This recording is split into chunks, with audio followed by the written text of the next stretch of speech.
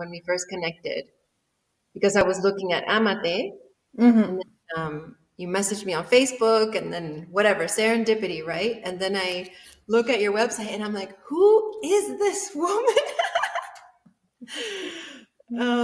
So learning more about you, I was like, wow, this is something like what you offer is something that definitely every retreat leader or just people who are looking to get into retreats can use. So I think I want to start with the common retreat pitfalls because you've worked in a lot of different ways with a lot of different people. What are some of the mistakes that you see a lot of Oh, retreat people making? you started with one of my favorite questions. Okay, good. Yeah.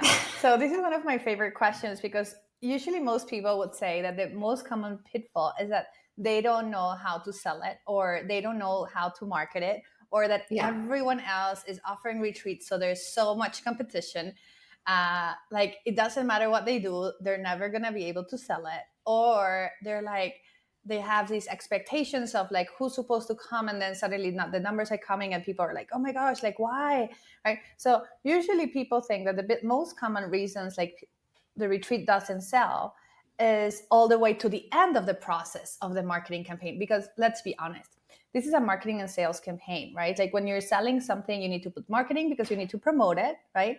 And then you need to put a sales strategy because you need people to pay you for it, right? Yeah. Even if it is a nonprofit, right? It works in a slightly different way, but it's still very, very similar. So when we're thinking about this, right, people are like, oh yeah, like the whole big piece, it's just right at the end, right? I did everything right. And then right at the end is that when my retreat didn't sell, right? Yeah. I How put do it I in, get people to it? yeah, That's I it. put it inside of the platforms, right? I posted on Instagram, I boosted my post, like I've done everything and people are not replying to me and they think the problem is at the end of the chain. When the real biggest first mistake that happens is at the beginning, the first stages of the retreat. And that's when we choose the name of the retreat. I know you might be thinking like, what? No. But the problem is once you like sell it. No. The biggest mistake is at the beginning. If you don't name your retreat properly, people will not know that this is for them. They will not know if it's for women or for men, if they can attend. They will not know what results they're going to get. They will not know the transformation. And they'll be like, oh, yes, just another retreat. Yeah. I'll check on it later. So the biggest mistake is actually the name of the retreat. Quite And interesting, right? it is, but as you say that, I'm thinking about all the people that I've been speaking to for Retreat Builder. And the ones that are doing it right, I can see it right away what it is. So Nancy, she's doing. I mean, it's more evolved, but essentially, it's spirituality for the LGBTQ community, like helping people come out and connect with themselves spiritually and authentically. And then Alicia's doing I See My Baby, which is a super cool concept for like infertility and visualizing the baby that you want to come into your womb. And then on the flip side, Will Marie, who does coaching for child-free empowerment. So it's like it's so specific, you know what I mean? And I Yeah. think part of the reason is that people are afraid, like who am I in that specific sense? Yeah. So I'm gonna like this thought came to mind. I'm gonna say it, and people might be laughing at this when you're listening it, but like the riches is in the niches. Yeah. Okay. And I'm going to go a little bit deeper into this because like I think it's important for anyone who's listening or watching this video to understand what I mean by this, because it can be a little bit like it's self-explanatory, but at the same time it's like, oh, what, like what's she talking about, like riches in the it's in the niches. What I mean by this is that really, when you're honed in what you do, you're the expert in your field, then you can charge more. Think about it in just the space of a doctor, right? So you go to a doctor. If you do, I don't really go to doctors, but anyway, I used to at some point. So let's say I'm going to a doctor. So if I go to a general doctor, like a family practice, right, and I just have this doctor that just went to school and became a doctor, his fee is going to be one, right? But then if I go to a doctor who is a dermatologist, his fee is going to be another one. But then if I go to a dermatologist who specializes on maybe cancer, like skin, right, his price is going to be another one. And then if I go to a plastic surgeon who's a dermatologist, who's this and that, his price is going to be up here, right? Because he's so niched, he's so specialized in what he does that he can actually charge whatever he wants. Because there's not many people like him in the world. You want to be like this plastic surgeon that is also dermatologist, that is also this, but they all work together, right?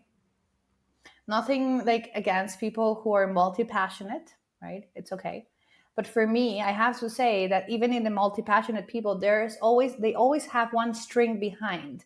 There's one purpose, one transformation that they're offering. They're just offering in different shapes and forms to fit different audiences, right? But you want to make sure that people know you for who you are. Like, I mean, it's not and I don't want to like brag about my brand, but my brand is called the Retreat Planner.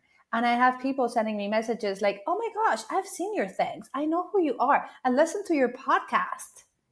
Like, people recognize my brand now, right? And I've been in the market for a while, but still, like, I've done a lot of brand awareness, right? It's not just about going and selling directly. It's about creating the brand and really putting myself in front of this audience where I can tell you, you know what, I'm an expert at retreats. I help you build 6-figure retreat businesses in my 12-week program, right? That's it. Like and it's going to be heart-centered, right? And people know me for this. They know I do things differently. Like, I bring mindset, and then I bring business strategies. It's not just your regular blueprint that you just follow and everyone has the same blueprint. There's a system, but that system merges with who you are, right? So when we're talking about this in the space of like riches in the niches, it does not mean, for example, that I cannot come and help you build a funnel, because I have clients and sometimes they want to expand their business, right? They don't just want to see the place for retreats. So they're like, Leni, like, you might as well just help me like build up into everything, right? But I am not known for that, and that's not my intention, right? So I am very, very niched in what I do. In the same way that only not everyone can come into my programs. There has to be a level of expertise into space. You do not have to have a super large audience. I don't really require that, but you do need to have you need to be an expert on your field, because everything else you can then learn, hire, and do, right? But when we're thinking, going back into like looping back into like the first most common mistake is like, if you don't know who you are, who you serve, and what's the purpose of your retreat, and you're not honed in enough in like what you offer into the world, it's very difficult for you to actually put a retreat name that really represents what is happening. Like, I have to say, one of the retreats that I've seen sold out the fastest was one that was called Who Am I After I Became a Mom? That's it. Like, who am I after motherhood, right? Like, because, and it makes so much sense, because when people go into motherhood, they change archetypes, right? Now they have someone they have to take care of, someone that needs to survive on their behalf. And because of that, you leave your identity on the side, because the kid needs you to survive, right? So you become a second performer in your show, right? So a lot of people forget who they are when they go into motherhood. So people saw that title and they're like, oh my gosh, that's me. I don't know who I am anymore. I'm getting goosebumps. And honestly Me too. I'm speaking, glad you said it. like, it sold in like a week. Yeah. 20 something spots. Like this. Because it was so honed in that people just had to make sure they had the time and the money. Yep. So It's so true. But how do you get to that point? What do you say to people that are like, I just don't know what my thing is. I do so many things. I do yoga. I do Reiki. I do I don't know, Mm. circus performing. Like I do all of these different things. How do I, what does it look like as one? Yeah, so like a way for us to visually see this is like I would say that usually when we're inside of our heads, like everything becomes like, like a bunch of threads of different colors, right? And they're all intermingled. We're like, oh yes, I can do this and I can do that, and then I can do that, and then oh, I can also do that, right? And they're all like so intermingled. So what we do is like usually what I do inside of my like programs or whatnot, we start pulling the threads, right? And we start putting them by color. We start splitting them, right? So if you are in that space where you're like, well, I know so many things because I've been there, so I can like talk from experience. I know so many things that I could do anything. I'm sure there's a lot of people listening to this who are thinking, oh my gosh, yes, I can do so many things. And Yeah. then the question you want to ask yourself is, do you want to do that thing specifically you're thinking of? Like, I can become a horseback rider, right? Like in competitions or whatever. Do I want to do that for my life? No. Easy. It goes to the pile of the color that says, I can do it, but I don't want to. Right? And then we start just pulling the threads, right? Like I could be amazing at like, well, I am very, very good at Excel files and sheets. So I could put myself on like Upwork and offer my services of database entry and like, whatever. Do I want to do that for my life? No. Okay. It goes to the other pile. Once you have that list of the things that you really want to do, the things that really light you up, you're like, oh my gosh, this is so exciting. For me, for example, it's events, right? So I love planning events and I love creating new ideas and new concepts. And I love marketing and I love talking to people, right? So then I know those things are pieces of how my business is going to look like. And then beyond that, I go deeper into the space of like, what is the transformation that I want to create in the world? How do I want to serve people? Because it's not really about me. And that's really the thing that you become known for. It's not about the tools. See, you can know how to do Reiki, you can be a masseuse, you can be a yoga teacher, you can be a sound healer, you can be a cacao ceremony, you can be a breath worker, you can be 20, you can wear 20 different hats. But really, what you want to sell is who you serve and how do you serve them? What do you help them accomplish? How do they start from point A and then what's point B? What is that? That's where your niche is. Your niche is not on your tools. The tools will always change. You will always have new tools and then you'll leave some behind that don't longer serve you. It's like a fax machine, right? Like at some point it was super useful. Nowadays, who uses a fax machine? That tool has left the building for Yeah. other new tools to come into the space, right? So the tools are irrelevant.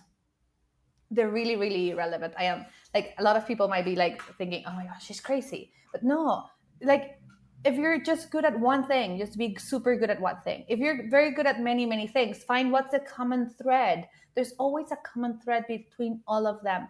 For me, when I do like sound healing sessions and kind of like in that more like ceremonies kind of space, my common thread is vibration, right? So breath work, it creates vibration. Sound healing creates vibration. Movement creates vibration. So my common thread is vibration. And what do I help people accomplish with like vibration? I help them come into a space where they can relax and have their nervous system more balanced. See? So if I were thinking about my business, a business on the space of me doing sound healing and ceremonies, I would not be focusing on saying I'm a sound healer. It's like I got guide sessions where I help people balance their nervous system. Who's my client is people who have an unbalanced nervous system. And then I can go deeper into like who's my LDL client, where do they live for exactly, well, if I was doing something in person, of course, but is it like corporate? Is it like, B2B, B2C, whatever? Does that make sense in the space of like how do we bring it together?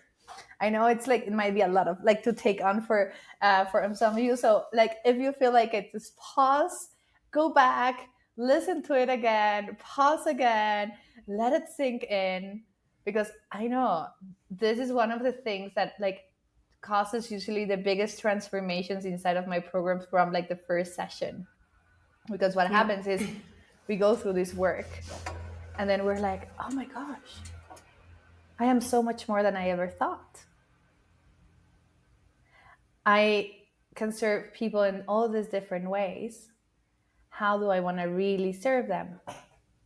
Right?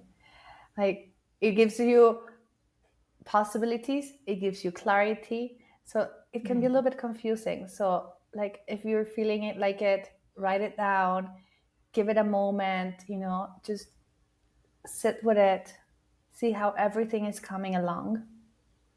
And then just take it easy, but keep taking steps, keep moving forward, right? A lot of the times when like people in my programs are thinking through their names, for the retreats, like they're like, oh my gosh, I have so many options. And sometimes it's like, I have zero options. I don't know, what are people gonna like? We do what people in marketing do. We go and we test things.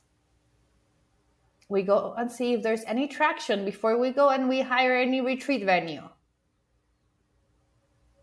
I've seen so many times people saying, oh my gosh, I really want to host a retreat and I really want to do it here.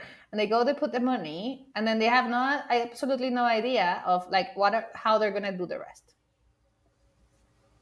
Yeah. Yeah. So, I think I first heard about that. Do you know Michelle Villalobos?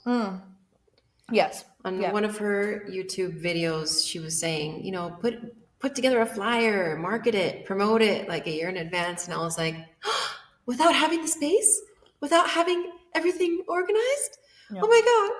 It was like, Without having it felt the strange. minute by minute itinerary. Yeah. I'm hosting a But retreat in 1 week, and I just finished the itinerary. Like, it's a private retreat. I just finished the itinerary yesterday, 10 days before.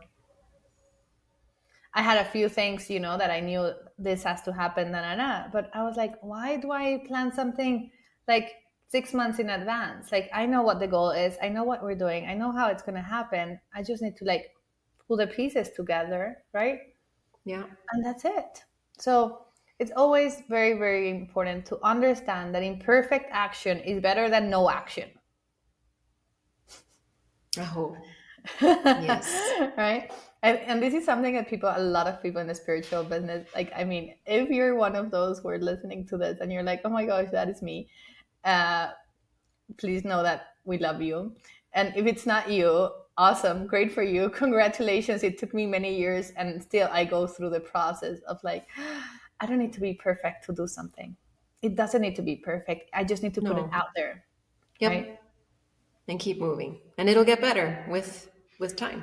Because you're not born an expert on anything, right? So don't expect to be an expert on marketing from the moment you wake up. You don't expect to be the best salesperson on the planet. Don't expect to know how to do social media. Like, come on, remember when you were a baby? You didn't even know how to crawl. You had to learn that. Everything is something that you can learn. And the things that you don't want to learn or you don't have to learn, then you hire someone like me, for example, right? You go and you hire someone who will take you through the hoops and will teach you how to build a retreat or a summit or a conference or whatever you want to build, right? In the space where, guess what? You don't have to worry about all the details, because I'll tell you exactly how to like bypass all those kind of things and how to put something out and you promote it before you even have the venue, right? And you will go and you will be like, okay, and then I'll show you a way on how you can put a retreat where basically your costs are almost zero. So you can run your first retreat and make $25,000 from your first retreat with That sounds nice. almost zero expenses, without having to consider to rent a huge retreat center or anything like that. Yeah, I know, it's crazy. It's one of like the things that I like. I just teach some of my students who are like in that space that need that, but it's so powerful that I will have a program just focused on that, because so many people are struggling with like paying the fees for the retreat center and getting so stressed because they need to get 25 people to come to their retreat. And they're like, oh my gosh. And I made my numbers and I'm going to start making money in number 18 because, I'm not supposed to make any money. This is supposed to be out of the good and the kindness of my heart. So like, I'm just like getting a little, like a 20%. So I need to get 18 people. you know that if you're working, like if your break even is like higher than 50% of the people who are coming, you're basically working out for everyone else. You're working for the retreat venue, you're working for the other facilitators, because I am sure if you're having a very low like profit, either you're charging very little, and I'm going to be very, very blunt here. They're charging very little for your transformation that you're offering, because you're not offering, you're not a tour agency. Yeah. Like, just remember that, please. Or you are hiring too many facilitators, too many people to come help you out. And you're like, and I am like 100% person, like this retreat that is a private retreat, I have 5 different facilitators coming. Yeah. I'm a big fan of hiring facilitators. But if you're not doing your numbers right and you're spending all your money paying them because you really wanted to have that yoga teacher who is absolutely amazing, but will charge you $2,000 to come for 5 days, and you have to pay for flight expenses, meals, lodging, etc., are you making a smart business decision? Sometimes I ask people to think in the way, okay, if you were to present this project to a boss, let's say you have a boss, so you're not the boss of your own company, right? You have someone who's your boss. If you went and you presented this project and this financial like projection, would they let you go through with this project? Would they say yes? They say, yes, this looks amazing, go for it. This is great for the business. If the answer is no, or go work on it, you know your answer. Like really, like put yourselves in the shoes of like, what would a boss from a company say? And you can even think about, that boss that you really hated, the one that was so harsh, that one. Choose that one. Choose a harsh one. And it's not about breaking your spirit, not at all.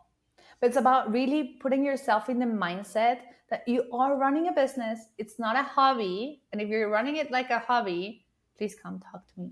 Yeah. So you're not going to run it like a hobby. It should be run like a business. It should have a profit. It should be sellable. Your business should be sellable. Doesn't mean you're going to sell it, but you should build it like you could sell it. Because what happens, like you're thinking you're going to be working until you're 85 years old, running retreats, going around the world. Maybe you do. And if you do, it's absolutely amazing. But what if you wanted to take some weeks off? Would it make more sense if you had a business where other people could actually come and then later on be trained and do what you do? That way, your business has to be sellable in order to do that. Yeah. So really, like I know I'm like going a little bit beyond like the top mistakes of like the retreats, but really it's all connected. So if you see, right, so we have like the main problem is really the name of your retreat, but behind that is, if your retreat name is not very clear, we already pulled out that really it comes from the place of not understanding who your audience is. And then this actually, not knowing your audience, comes to one of the problems that we have. And then actually the second biggest problem is the one I just talked about. So I haven't told you that this is like the second biggest mistake, but it is. It's the pricing. Yeah. So this is it. Pricing is the second biggest mistake. When you're not pricing for success, it's so hard to actually have a business where you won't have to go back into your 9 to 5 job. I was just on a conference the other day and I was teaching about this specific topic. And I was talking about that, and I was talking about like business trends for coaches, because we need to keep ourselves updated. Anyway, so I was like teaching my session on business trends for coaches and retreats. And it was very, very interesting. And I remember I asked the women in the audience, I was like, okay, so who here has seen all these coaches who promise they've made so much money and they share screenshots of their Stripe accounts? Yeah. I had so many people raise their hands. Yeah, so many people. Like almost like 95% of the people. Okay, because it's easy, no? It's very common nowadays. I was like, okay, and so who of you actually, from those people that you've seen, have ever seen one that has said that they were so successful to later on figure out that they went back to a 9 to 5 job? Half of the hands stayed on. Why does that happen? It happens because you don't have a sustainable, growable, scalable business. You're running it like a charity, but you're not really running it like a charity, because even charities make money. They might not pay board members, but they make money because they need money to sustain the business. It's a business. A nonprofit is a business. Did you know that? I mean, really think about it. Like, Yeah. yeah, some people volunteer, but did you know also that sometimes if you go volunteer for something, like you pay them to volunteer? Like they're I making haven't money been to from one the of volunteer. those. Yeah. See? Wow. So So on the pricing, because I know you help people build six-figure retreat businesses so that they don't have to worry about that and they can have a nice life and continue doing what they're doing. yeah, travel the world. A lot of people, like most of the people, want to travel the world with retreats, right? Yeah, yes, I do. I want to be. So, but how did you get into this? Like, how did you find like, okay, this is my audience and this is how I serve them? Yeah. So first of all, funnily enough, it all came from the pricing space. All right. So Oh, um, really, like the way it happened, it was very like organic in a way. So I've been running events for like over 18 years. Yeah. So I've been doing events for many, many years. And I've been doing marketing for a little bit less than that, but like 18 years of events and like 11 years of marketing, right? And then and I absolutely loved it. I used to live in Dubai. I worked for a corporate office for Marriott for Middle East and Africa. So I used to do like these crazy massive events, like private concerts with Craig David and dinners in front of the Giza pyramids. Yeah, like crazy events, but it was always connected to marketing campaigns. So it was very interesting because I got to put marketing and events together. Long story short, when like the pandemic happened, I decided to move back to Mexico because honestly, living in the desert, it was very sadly. So, and but the reality at the end of the day, besides the sand and everything, I did love living there.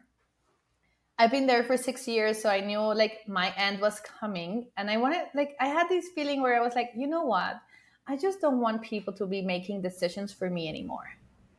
In the pandemic, I really felt very helpless in the space of understanding that I was just doing the things that I had to do because they told me, right? Today you're going to work, tomorrow you're not going to work, furlough, this, that, like you cannot go out of the apartment for 3 days. Now you can. Now, you know what I mean? Like it was so much control and I felt powerless. And I was like, I don't want to live that life. And because in Mexico things are more chilled, I was like, let me go back to Mexico. Yeah. Where, at least I had a garden, green stuff. Yeah. Still had to wear the hideous like face masks, but besides that, I was pretty much free.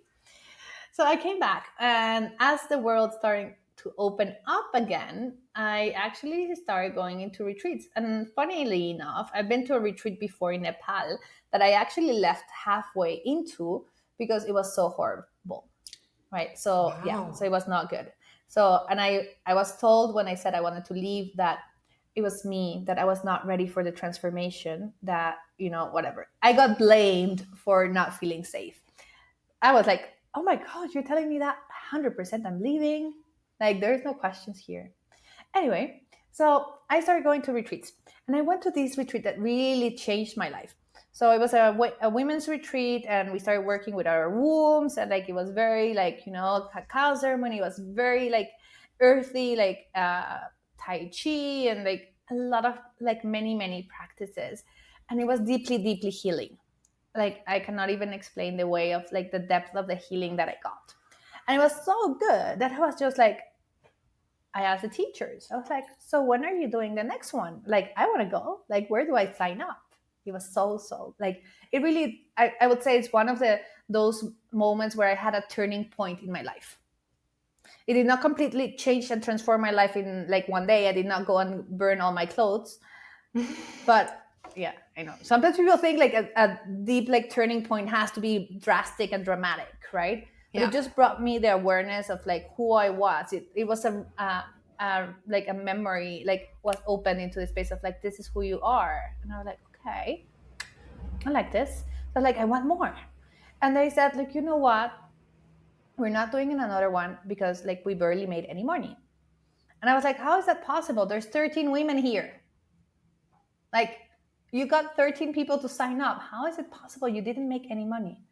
And they were like, no, well, we didn't. Da, da, da. And I'm like, okay. And then, like, I was like, I was outraged. I was like, how is it possible that this retreat that just changed my life is never going to happen again? No one else is going to be able to leave this transformation because they didn't know how to price a retreat properly. They didn't know how to make it in a way where they could actually make money from the start. Do you believe that there's like I mean, my husband was telling me about this. I always forget what it's called because he tells me and I'm like, oh, that's so interesting. But then I always forget the details. Essentially, it's the scale where there's a gap of The chasm? purchasing. No, say again. Now, I don't remember what it's called, but Mm. basically it's like people will pay for things 1,000 or less. It's a Mm-hmm. gap, Oh, yeah. or 5,000 or more. And in between that 1,000 and 5,000, it's like, Not so so good. there's this like gap. And I get, maybe it has to do with like the classes, or just not the classes, your financial situation, like if Well, you're it's if not you're really, making it a doesn't lot. really, yeah, it doesn't really have to do that much with financial situation. It's about how much do you want it. Because Hmm. I've seen like my programs are depending on the program, but they start at $3,000 and they go all the way up to $20,000, right? Depending on what you want. Like if you want my full support and everything, like you pay $20,000 and like it's okay. You're still gonna make more than 100K a year. Like you can definitely pay that. It's about really the desire to have it. And I've spoken to so many people who are like, oh my gosh, I really want to do retreats. And then later on, they come back and they're like, well, you know what? I decided against it. It's not the right time for me financially. I'm like, okay, good. Like, look, whenever it's the right time for you, I am here. Like, I am not going anywhere. And I am not going to push you to make any decision that you're not ready for. But then later on, you see them 1 week later. Oh my gosh, I went to shopping and I went to Fendi to buy a purse. What do they really want? Do they really want to learn how to do the retreats and like have all the systems, or they wanted more the Fendi bag? Yeah, priorities for It's sure priorities. play a part. So yeah, there is a gap. I'm gonna definitely go do more like research in this space, but there is a space, there is a difference, especially now with like the current financial situation. I don't want to get so much into like financial situations and stuff because it's a little bit, sometimes it can be a little bit boring. But with the way things are going outside in the market, there is a big piece of people doing low ticket, right? So Yeah. $27, $7, up to 97. And so there's a bunch of people. You can see it from the space that before the lowest ticket you would find was like $7, and now you see tickets for $2. For retreats? No, no, no. For like Oh, offers, like I'm talking okay. about like online courses, right? So there's like a low ticket, and it like now I'm gonna pyramid it into retreats. But I want people like because a lot of people who are doing retreats are also doing coaches and they have funnels. So I want you to like see it from like a similar perspective. Yeah. Hmm. So then you have your low tickets, and then you have your retreats that are like, let's say, affordable. So $500, $300, $200, $1,000. Right? They're on the low ticket space. They're on the I can afford this. People do not expect deep transformation. They just want to have a good retreat, right? They want to go somewhere, maybe they want to travel, but they're not really focused about like the big transformation they're going to get. This is like most of like yoga retreats fall under this spectrum. Yeah. Okay. Now, from there, there's the things that are in between, the 2000, 3000 kind of space. The same happens with retreats, and the same happens with courses. There's a lot of people offering this. There's a lot of people saying, "Oh my gosh, for $3,000." So you're competing against so many people. The $2,000 to the $3,000 retreat, everyone has that price. Even me, I've had that price at some point. Yeah. And then you go into the like high ticket, right? So that's your programs or your retreats that are 5,000 and above. And those, there's not that much competition. I heard once on a podcast episode that says, you know what? You're not really niching in a way that makes sense, because you're trying to serve the crowd, and really the people who do not have who serves them is the people who make a lot more money, like the millionaires. The rich people, they're usually the ones struggling to find someone who can actually help them. That's why they go and they pay $500,000 to Tony Robbins for 1 day of FaceTime, because there's not many options for people who are offering in this level where there's like deep transformation. Now, for you to be selling a retreat at $5,000, $10,000, you better be an expert. The transformation that you're gonna get must be like good, right? Yeah. Yeah. Mm-hmm. Or it needs to be freaking For sure. luxury that it doesn't matter if you're not For such a that. good yoga teacher. Well, Like, I think I you mean, better be also. Yeah. no, you Yeah. have to, but you know what I mean. You know what I mean. Like, I mean, like some, like everything has to be like very, very, very good. But I mean that Yes. in that space, what I say is really like the luxury is higher on the ranking of what people are looking for than actually the level of a yoga teacher, because maybe they're not actually yoga practitioners, but they really want to go on that yacht and they want to exercise in the morning and they want to have fancy meals and they want to drink champagne. Mm-hmm. And then there you go. There's a thing that you can offer for $10,000. You know, um, yeah, I'm just going to bring this up because I think it's a lot of times, and I've also been there where I've wanted to, where I have priced my retreats very low Hmm. because I think about all the people that I wanted to help and Yeah. all of the people that I saw that needed the help. And a lot of people, at least back then, were financially struggling. And so you think, I want to create this transformative experience for these people that are struggling. And we Hmm. often focus on the people that are struggling financially, right? Trying to bring ourselves to make it affordable for them. But Yeah. there is another side, and I do believe that the yin and the yang have its purpose. And it's not that the other side is bad or evil, Oh like a no. lot of spirituality would kind of lead you to think. And there's a lot of influence over here. And like you say, I've been in the situation where you have a lot, like you financially have a lot, but you're freaking depressed. Like you feel like you're at rock bottom, you're looking for guidance, you feel like you don't know what your purpose is, like you have all of these things surrounding you and you're just not happy.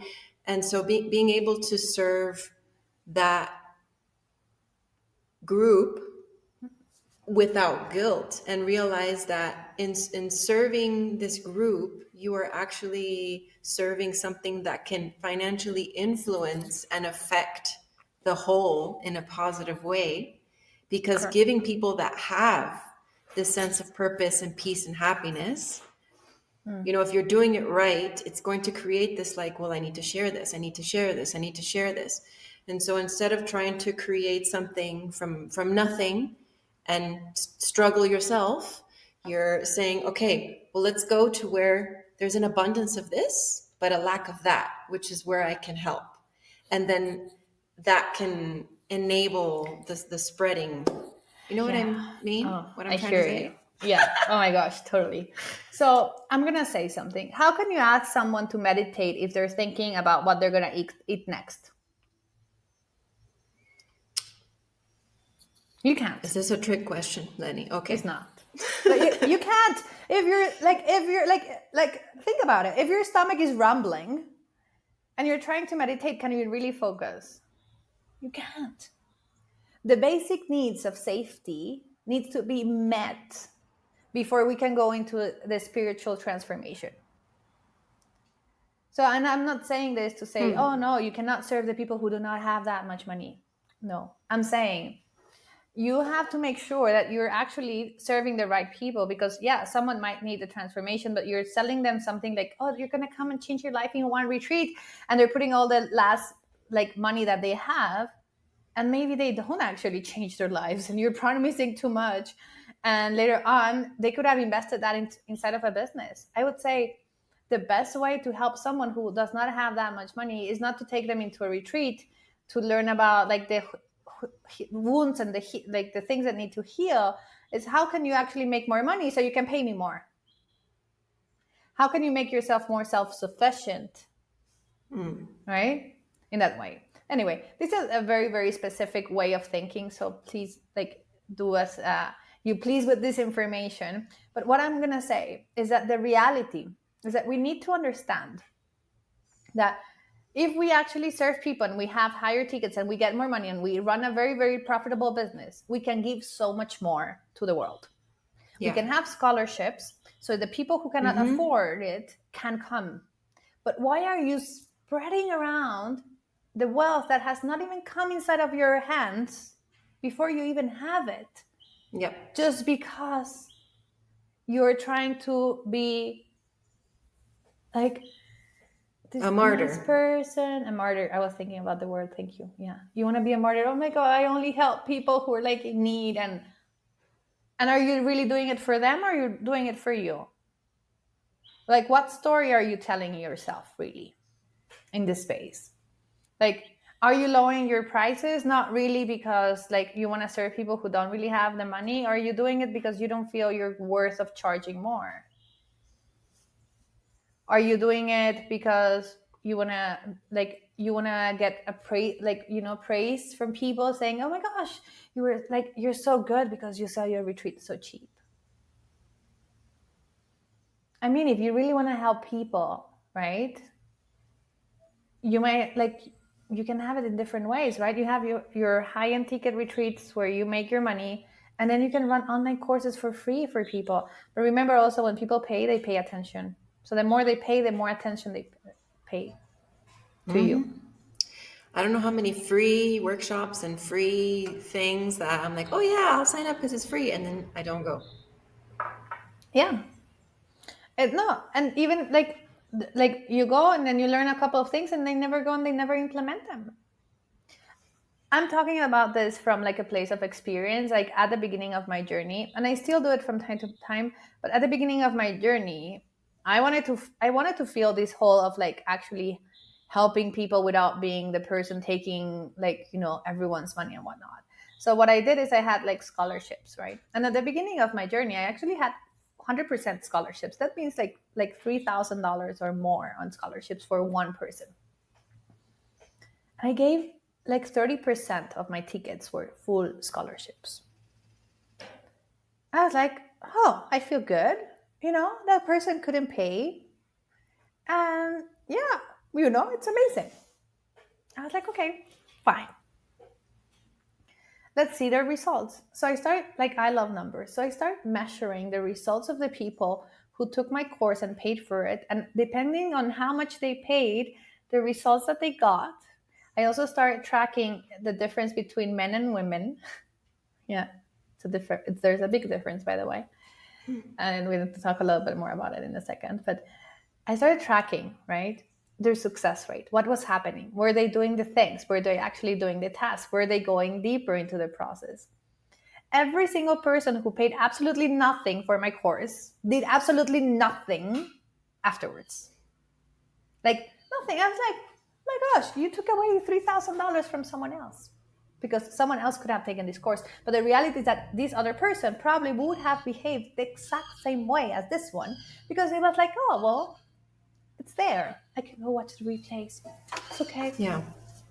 Right? So we want to think that sometimes like free is actually not the way to go.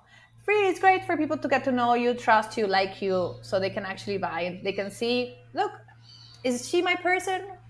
Yeah. I offer like master classes and I go on conferences and I go on podcasts and I all do all these things because I want people to know me. I want to build my authority. I want to build my visibility.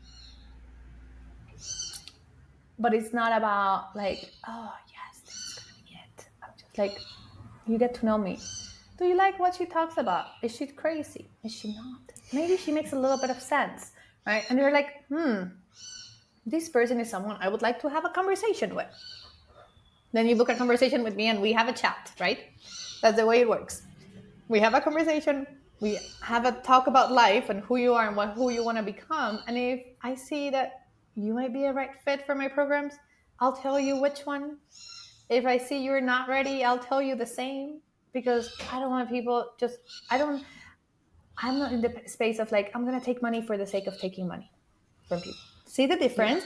So it's not about, like, you can be perceptive when you choose what you're doing with your clients, right? Yes. You get to choose because you have a, like, flexibility from your business to say yes or no. I remember I had so many people at some point, it was like a trend, and so many people, I want to learn how to do retreats because I want to make more money. And I'm like, sorry, you cannot come into my program.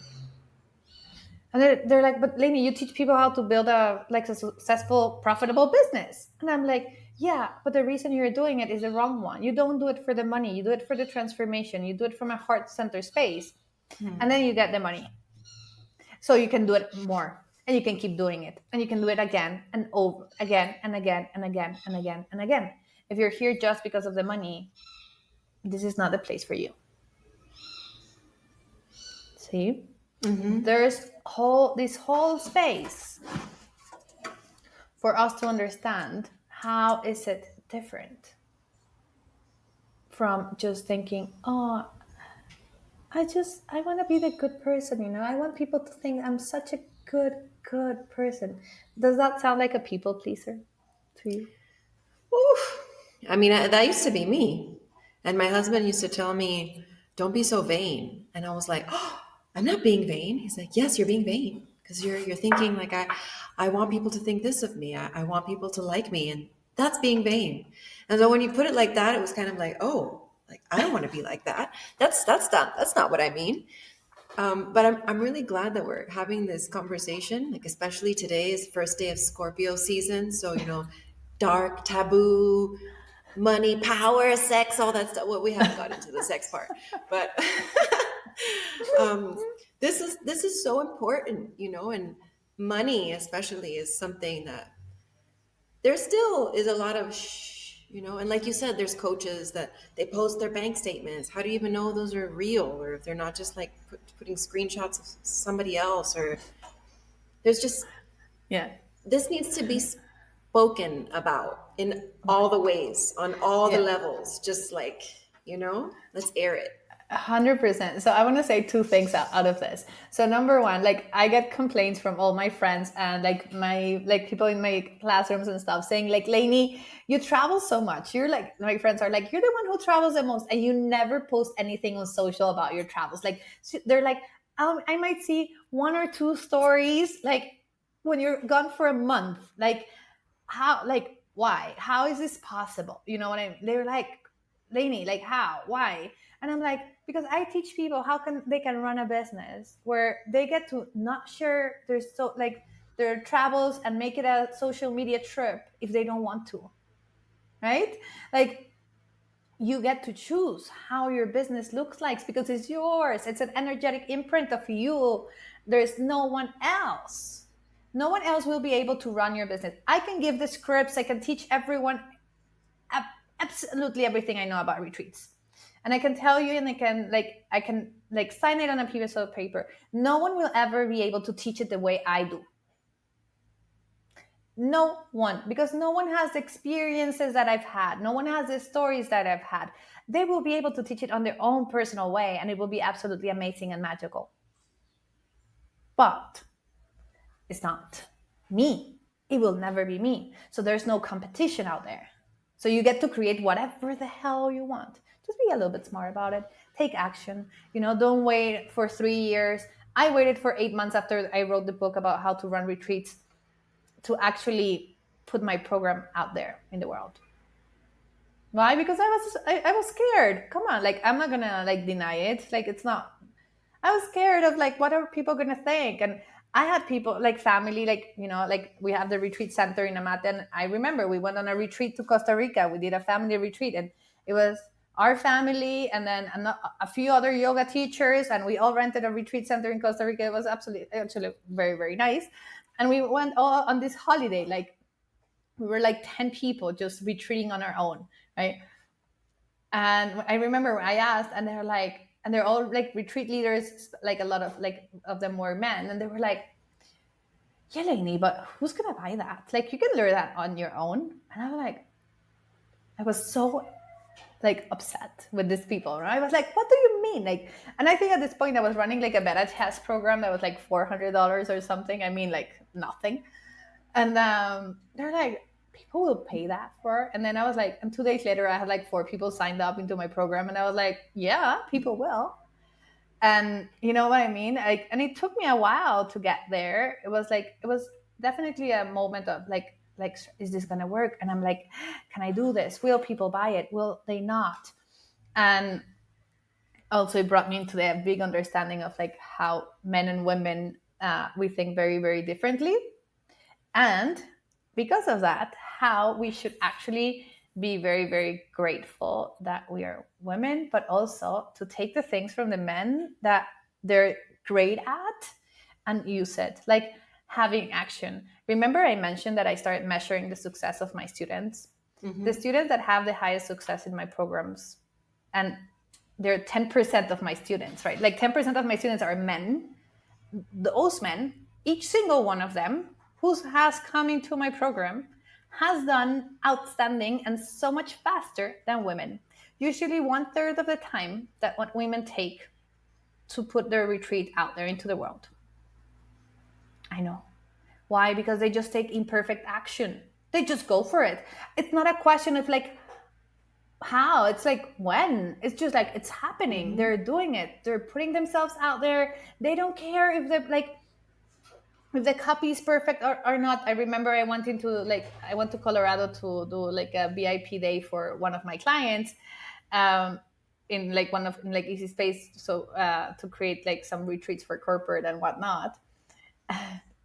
I was arranging something, you know what I mean? And like I was asking him like, what do you think about this font? And he's like, Leni, men don't care about that. Whatever font is good. We just need it out there. It's fine. And I was like, That's true. okay.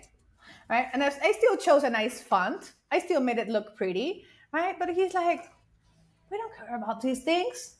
Like, Yeah. no one does. Like, yeah, women will. Like, if you're like pitching to women, like probably they'll be a little bit more like, oh, the aesthetics of the things. But they don't care. So they just put it out there. And guess what? It works because people like imperfection, because they're like, oh my gosh, I'm not alone in this world. Yeah. And it's happened to me before that I will, because I am that way. I like when things are aesthetically pleasing and it's like, oh, wow, this is beautiful. What a beautiful website. What a beautiful whatever it is. But I've also gone to websites to make a purchase of a workshop or an event or whatever it is. And I'm like, oh my God, this website is terrible. But I buy anyway. Yeah, it doesn't make it not, yeah, it doesn't make you not buy.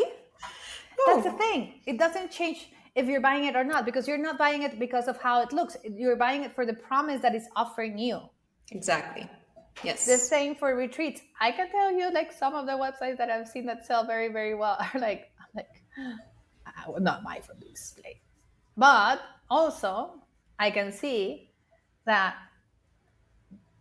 the thing that it's saying inside is not for me. If it did, I would be like, oh my gosh, yes, I am buying this. This is happening. Like, blah, blah, blah, whatever. No? So I think it's very, very important for us to really understand and put into perspective the space that you need to understand, really, in that space of like, how do you want to look your business to look like?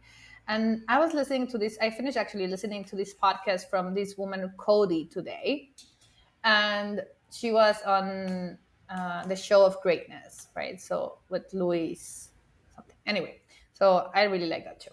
Anyway, so she was talking about like, you know, some stories from billionaires, and she said like, you know, she asked a few billionaires like what they do different. And there's like, well, the thing is like when people are thinking about something, I already done it.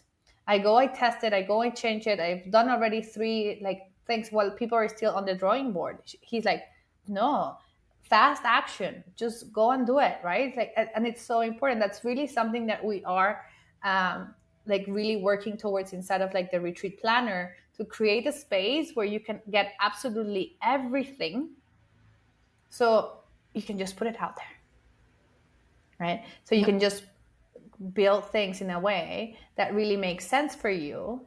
It's aligned, but also how can you do it in a way that really makes sense for you financially?